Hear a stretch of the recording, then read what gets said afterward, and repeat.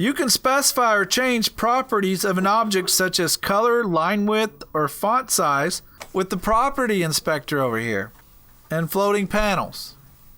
So you got different panels over here to change the options, much like in Illustrator and Photoshop. But I got the property inspector here. You can change the fill and stroke.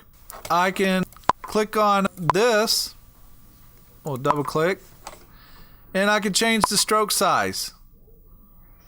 I can change the stroke color. But just dragging the slider,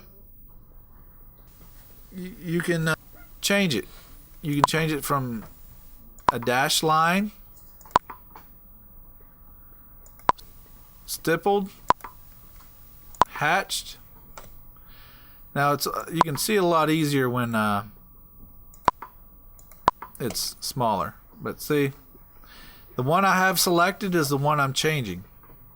You can change the location with X and Y or the width and height. I can change that to 70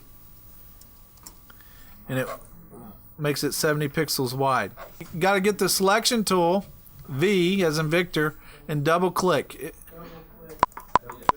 So I double clicked and it selects both the fill and the stroke. If you just single click, it only does the fill. But if you double click, it does the fill and stroke.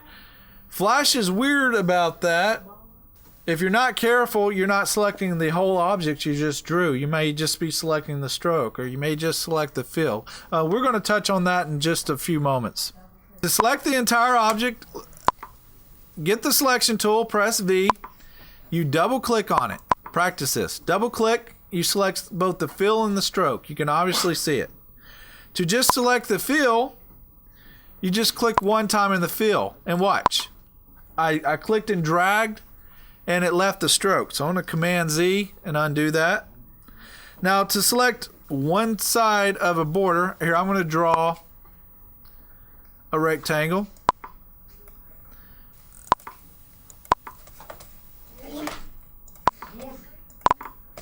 I'm going to draw a rectangle. I'm going to change that to solid, outside black. So I got a rectangle here. Now watch this. To select one side of the border, I click the right side of that rectangle and it just selects the one side. So I'm going to Command Z. Now to select the entire border of this rectangle, I have to double click on the border. And now I can select the whole border. But if I want to move that whole rectangle, I got to double click on the fill and it selects it all. A line such as the border of a rectangle has 3 stroke attributes. You got color, thickness, and style. Okay everyone, we're now on page 126, step-by-step 4.5. We're going to learn about setting stroke attributes in the property inspector. So let's make sure the property inspector is open. So you got properties, you go window, properties, it's checked. If it's not checked, check it. And the property inspector opens. We're going to use the selection tool and double click to select the border of one of your rectangles. So press V as in Victor, and I'm going to double click and select the border of my rectangle.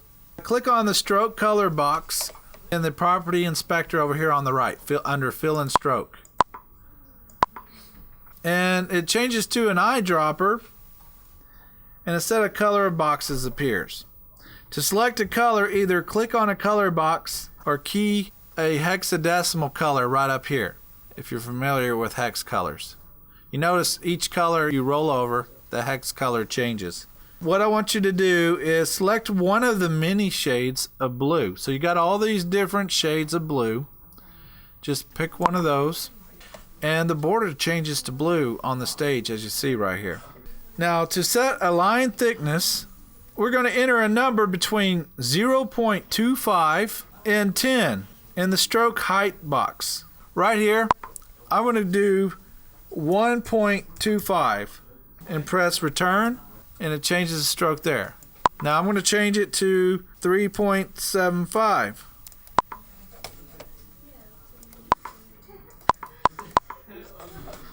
I'm going to do 6. See, it gets thicker. And if I do 10, that's the thickness. So you can increase it with the slider, or you can type it in. So just play around and explore the effect of line thickness. So let's click on the line style in the properties panel. So we got line style. Notice that the stroke options in the property inspector are also available in the color mixer. Choose a different line style of your choice. But notice in the color inspector, you got some of your color options as well. So you can change the object's line style, but when it's selected, you can't really tell. So if you deselect it, it changes to stippled. I'm going to double click on it, and I'm going to go to the color mixer. I'm going to use the color mixer this time to change colors. So I only have the stroke selected, so I can only change the stroke. Fill is not selected, so I can't change that on a stroke. On the color mixer, let's click on a stroke color, and you see this line in the top right, the slash for no color? That means transparency, so we're going to click that, and it turns it off. Choose no color for the rectangle, and we're going to leave this open for the next step-by-step. We're going to quit this part for today. Let's save this for next time. We're going to go File, Save As, go to your 5th 6 weeks folder, and we're going to call this Stroke, S-T-R-O-K-E, Stroke, and click Save. And that is it. Just be sure you save this and keep it for the next time. Thank you all for watching. Hey class, if you like this video, please click like below and subscribe to this channel. Also, like us on Facebook and follow us on Twitter.